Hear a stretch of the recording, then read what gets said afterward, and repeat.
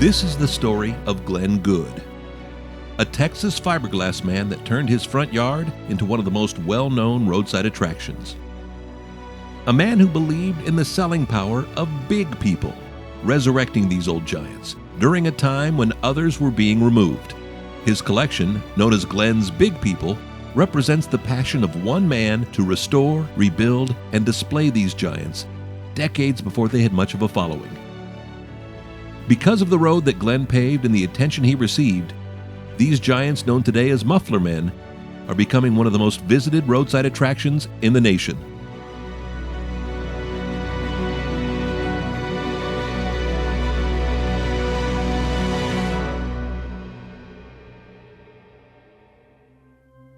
This is Glenn Goode, the fiberglass man. I was born in Gunner, Texas in 1938. I'm 76 years old, and I've been working in fiberglass ever since about 1964. You gotta have something today for people to remember you, and I was rebuilding fiberglass front ends, and whenever I first become interested in it was when I strained that one that I thought I could rebuild, and that was in 1970. You take Goodyear, they have the blink, and so I had the fiberglass man. Everybody's welcome to come. If you're taking a vacation, you want to see a sight in Gainesville, this is one. I tell everybody that this is one of the 6 sites in Gainesville. I don't know what the other 5 are.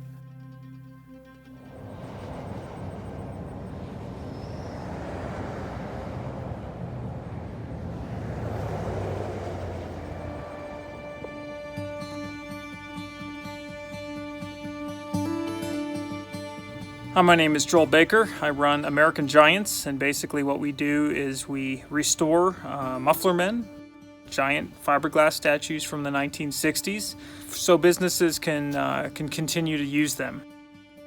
We basically are, I'm a historian on Muffler Men, the giants, their history, the company that made them, International Fiberglass. And I also really work with business owners and people interested in finding them, restoring them, transporting them, setting them up. We really, if you want a Muffler Man, what we do is really help you in all the steps that are required to find them, get what you want for your business, and really keep Muffler Men alive. Basically, helping Muffler Men do what they've always been great at, and that's getting the family car to stop on the side of the road at your business, whether it be a restaurant or whatever it is. I started back in 2011 with my fascination with Muffler Men. And there was a following back then. Roadside America had a map. People were sending in tips of where they'd seen these guys, but it was a different world than it is today. To the point where most people you talked to back then had no idea what the giants were, thought they were a little crazy, and certainly thought I was crazy. And back then, there wasn't a whole lot of big collectors to go see. There was remaining Muffler Men at businesses that had been surviving for years that you could go see. There was the Gemini Giant, of course, on Route 66, and the Hot Dog Guy in Atlanta, Illinois. But there wasn't like groups of passionate collectors like there are today that had, really cool collections that you could go see. But Glenn Goode was somebody I learned about very early on. And I remember really wanting to go to Texas and see this guy and his colossal statues. It was one of the very few places back then where there were a lot of statues you could see in one go. And that's kind of, the pinnacle for people who are passionate about Muffler Men and want to see them. It's great when you can see one, but it's really great when you can go to one location and see a bunch of different versions and kinds. And that's really what Glenn had. My first trip to see Glenn was back in probably 2012. I was in Texas on a work trip, and Glenn was used to having people come by. Like I said, he was one of the few people that had so many giants you could see all in one place. And Glenn loved people coming to his place.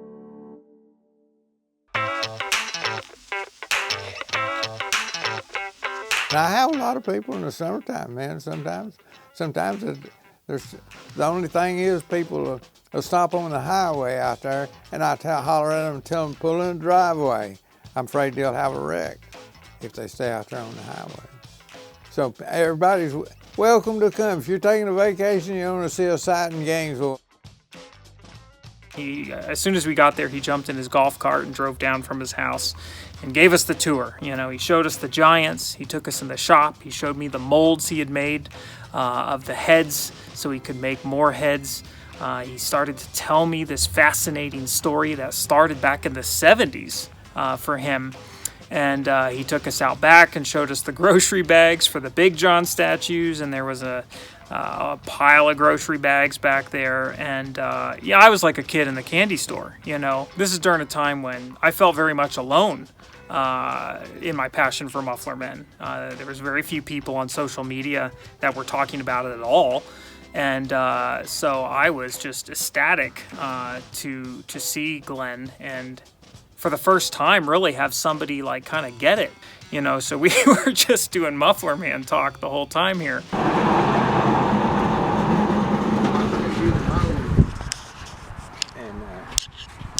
And you build the first one, I'll take $500. There's a few of us out there who really like this Muffler Man. Yeah, there's part of that. In fact, I've done several interviews in the last year. I believe it's CBS. It was supposed to send me a video. I don't even have television. I messed up on Big Friends. I was working for Texaco, and see, Texaco had two or three at a Dallas service station, and the wind blowed them over. Yeah. And they got a lawsuit. So they said destroy them things. Yeah. So they just. I heard about it. And he's showing me the molds and the hand molds and the head molds and the molds for his waving giant, which is what I figured out he had years later. Glenn's collection was a big mystery to me in the beginning. I was just very happy to be there, and that was my introduction to Glenn. That was the first time I saw him.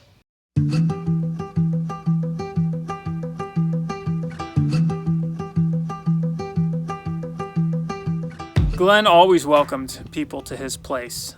He was always happy to see them, and he gave people a personal tour. It's like everyone who went and saw Glenn kind of got an experience, And he was very passionate about his giants, and he was very passionate about his God and his faith. And he was a pastor. A lot of people didn't know that. He never missed an opportunity to invite you to church. And everyone I know that went to see him got invited to church, and so did I. And I wish I would have gone with him to church. I really do. I hit the road and left, but that was Glenn. That was Glenn.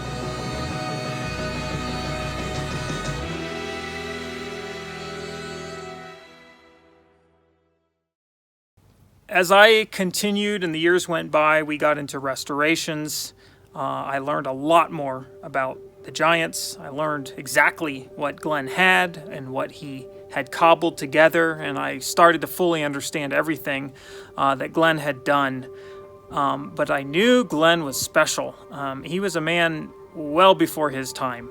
He was seeing value in these giants during a time when they were being removed. And the 70s was a dark time for Muffler Men. The 60s had peaked with everyone wanting one, and now we were in this time where they were being seen as eyesores, and people wanted them gone, towns wanted them gone, the paint was coming off.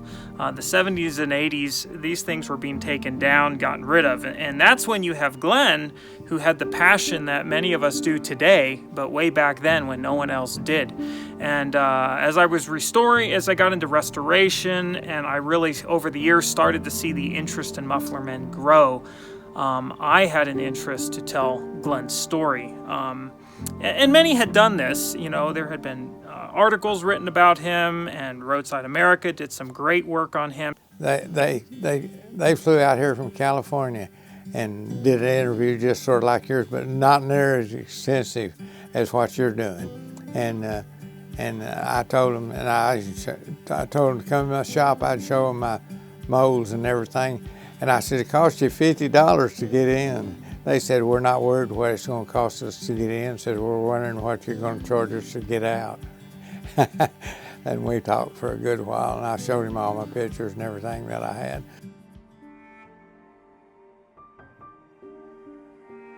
I was married 55 years, and my wife passed away in 2012. Oh, she was a good woman. She raised 5 children, and she supported me in anything I wanted to do. She wouldn't work in fiberglass. She took care of everything in the house, and I took care of everything outside of the house. And when she was gone, I didn't even know what was in the house. She was a good woman.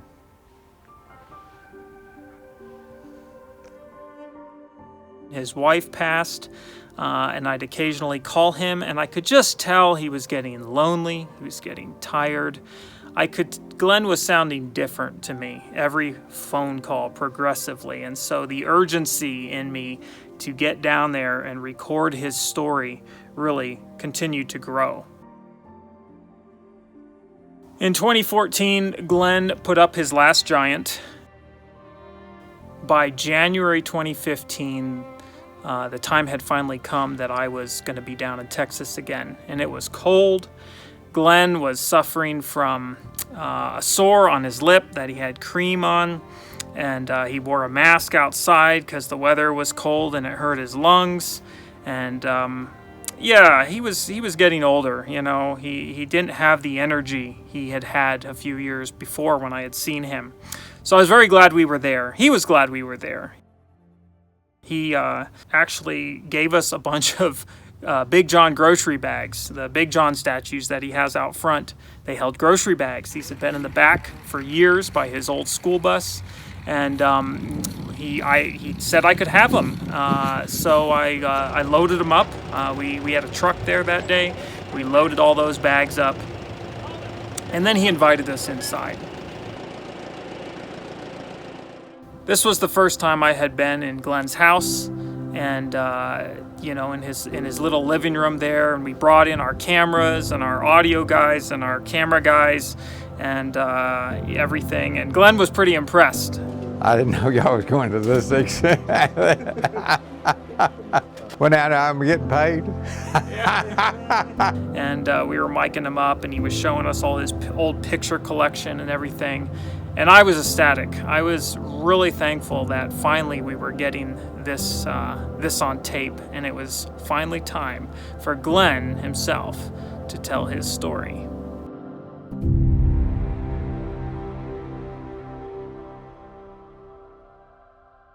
He was at Garland, and I was driving a truck for Exxon, and I stopped by there, and I seen him, the wind had blowed him down, and he was just laying out the other side of their go-kart place. Yeah, they said the kids come up there and carried his head and hat and his hands away because they could take them off real easy.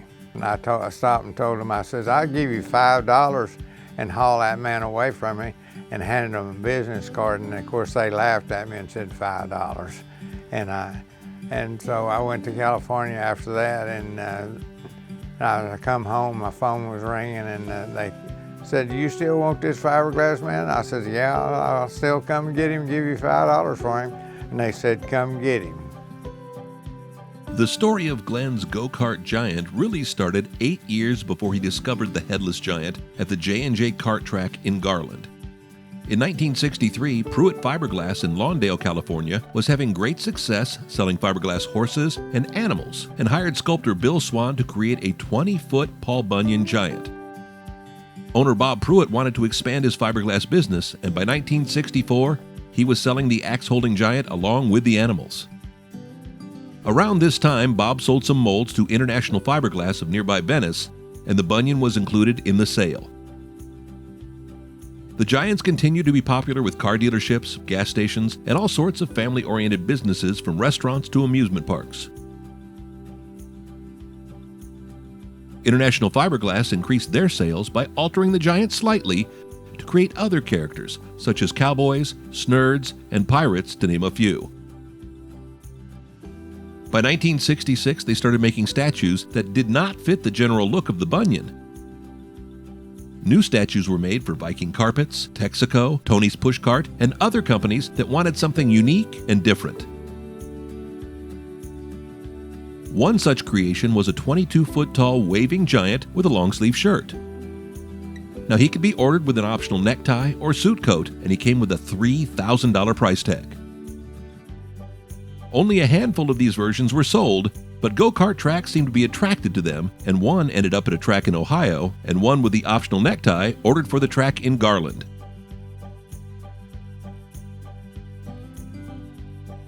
By 1971, the wind had taken down the Giant, and local youth had left him handless and headless, which is just how Glenn found him.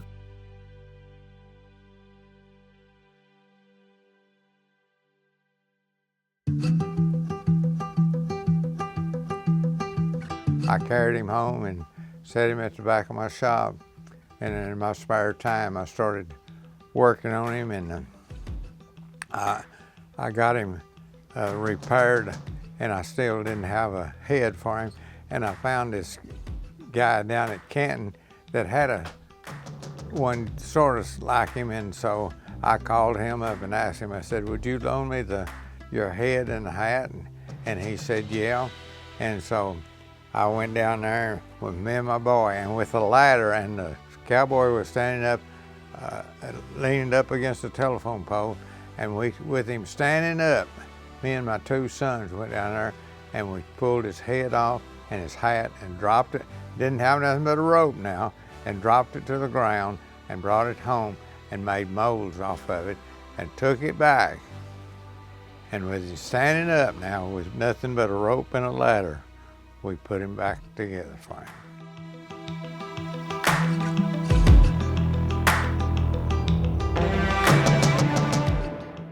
Glenn had just created his now well-known and unique-looking cowboy version. By combining the body of an International Fiberglass waving giant and the head and hat of a Phillips 66 cowboy Muffler Man, he had created a unique giant that would forever be linked to his sandblasting and fiberglass business, and more importantly, to him and his legacy.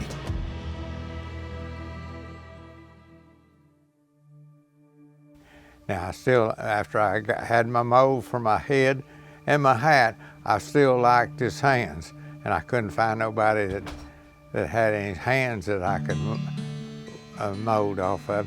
And so I called the company that made him out in California, and I asked him how he wanted for.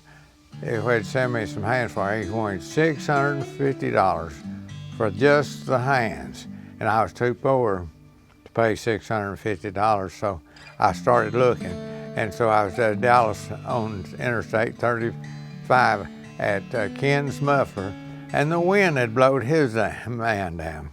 So I stopped in there and told him, I said, "I'll repair your man, and you can put him back up if you'll let me have his hands to take home and pull molds off of him."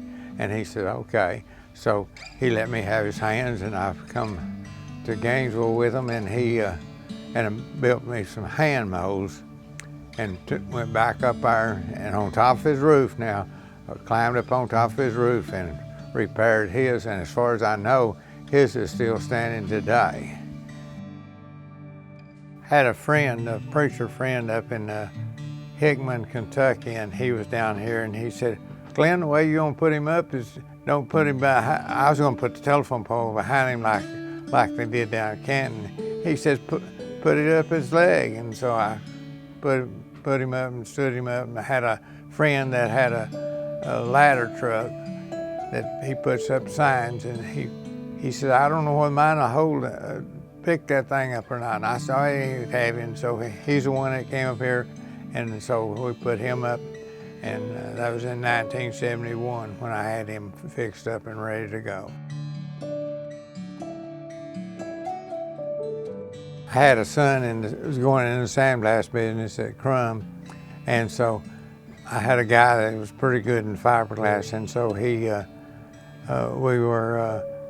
I said, let's make a mold for him. And so we had this, we pulled this one down on account of that, shot him with a gun, and I fixed him up, and so I made a mold off of him so that he could have a fiberglass man to sandblast. And then while I was down, I made another one for a friend that I put in the sandblast business over at Sherman, and I made 2 of them. Today, there are 3 Glenn Goode style cowboys with the waving giant body and the Muffler Man heads. One of these is the original Glenn Goode in 1970, and the other 2 are copies he made from a mold he pulled off the original. The first copy stood near Sanger, Texas, just off the Crum exit at Big Tex Sandblasting. Today, the giant is gone, but you can still make out the old lettering on the building. The giant stood by the entrance next to the frontage road. In 2003, the giant was looking rough, so Glenn took it down and returned it to his shop for bullet hole repair. He sold it that same year to the Country Barn Steakhouse in Amarillo, who set him up along I-40. The giant remained until the place went out of business around 2012, and today you can find the cowboy near Cadillac Ranch at the Amarillo West RV Park. The second copy Glenn made went to his other son's sandblasting business in Sherman, Texas. It remained there until 2021, when it was sold to Mark Atkins, owner of Rusty Butcher in Murrieta, California. Mark repainted the giant, and today it stands at Butcherland Ranch. With 3 cowboys under his belt, Glenn didn't stop there. Well, I was at Wichita Falls. I used to live in Wichita Falls, and I was out there, and this car dealer had her standing up out there, and I seen her, and so I tried to buy him. Well, I seen her while she was standing up, and so I went back a little later, and the wind had blown her down. They had a tornado at Wichita Falls, and she had been blown down and tore her up some, and so I stopped and talked to him and tried to buy him, and so I called him on the phone, and we made an agreement. I told him I'd give him I tried to buy him cheaper than $500, but he wouldn't sell her, and I said, well, what are you taking? He said, I'd take $500, and so I said, okay. I said, tell me what you got to do to get her home, and so I said, call me back tomorrow and let me know. And so he didn't call me the next day or the next day. And so this was before the cell phones come into effect. And so the boy that was helping me in my business here, I told him, I said, we're going to Wichita today. And so I called out there and told him we was coming out there to get the woman, and he wasn't there. And I talked to his secretary, and so we went to Wichita Falls, and as we got to Wichita Falls, we went in there where he was, and he throwed up his hands, and he says, I've decided not to sell her. And I said, too late, here's your money. And so I brought her home and spent a lot of time on rebuilding her, and I extended her skirt 2 foot. Mine is a little more holy. I'm a holiness preacher, and so I didn't I wasn't doing it for sex. And so we put her up, and that's how come looks like she does. She'll look on the internet, most of them, Jacqueline Kennedy has got bikinis on and everything else.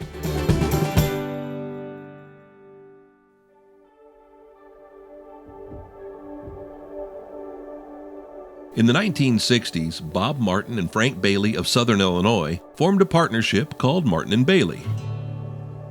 They started a grocery store food chain in the area that they called Big John, and it quickly spread across the region. In 1967, they had the General Sign Company located near Cape Girardeau, Missouri, create the giant statues that they installed at each of their grocery store locations. Only a dozen or less of these massive statues are thought to have been made, and in 2019, American Giants actually discovered the original molds in Tennessee and recovered them. Eventually, Martin & Bailey sold the grocery store business and went on to found the Huck's gas station chain that still dominates the southern Illinois area. Today, only 2 of the Giants still stand at Big John stores, while the rest have been repurposed for different businesses.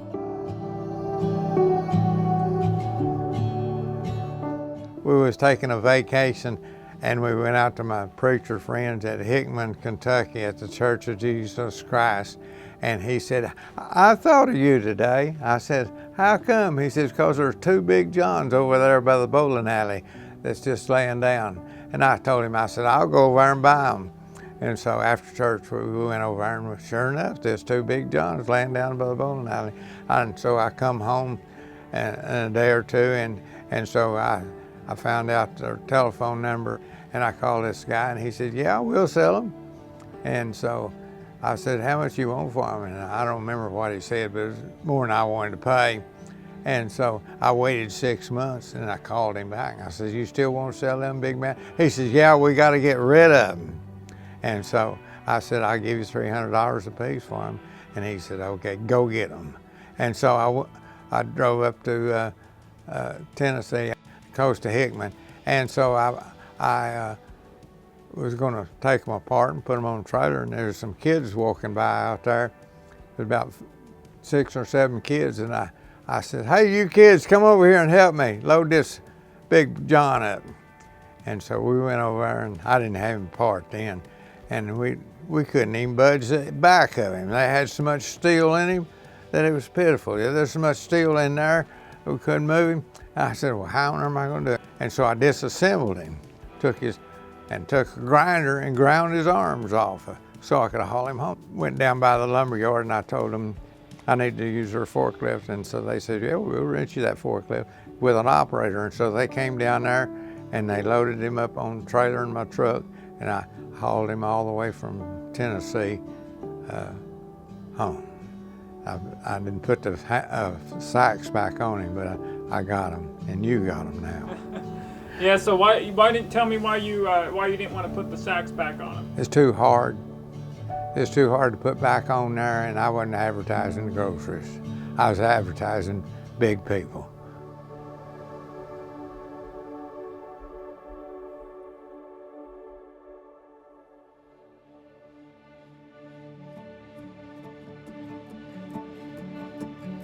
The mold, I started to make another one, and it seemed like it just didn't work out. And so I said, well, I'll just make another one, and I'll take the mold and I'll convert him into a man. And so you had to do a lot of sanding to get a good slick finish on him. So I took the mold and made a man out of him, and it took a lot of sanding and it took longer to make the mold into a man than it would have been to have made a man out of a mold.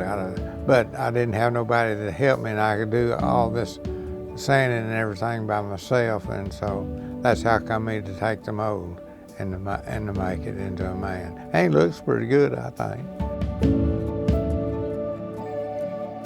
It really amazes me to see where Muffler Men have come, how they've come back. Glenn really played an intricate role in that journey. You know, we live in a time where these giants are much more widely known, much more sought after, a real part of the Route 66 experience, with so many people so enthusiastic about them on social media. And so Glenn Goode's story, you know, a guy who had the passion and caught the vision of what these guys can do and the joy they can bring to people on their road trips, long before they were really a big thing like they are today. So it was really an honor to know Glenn, having met him, and be able to record his story for him to tell in his own words.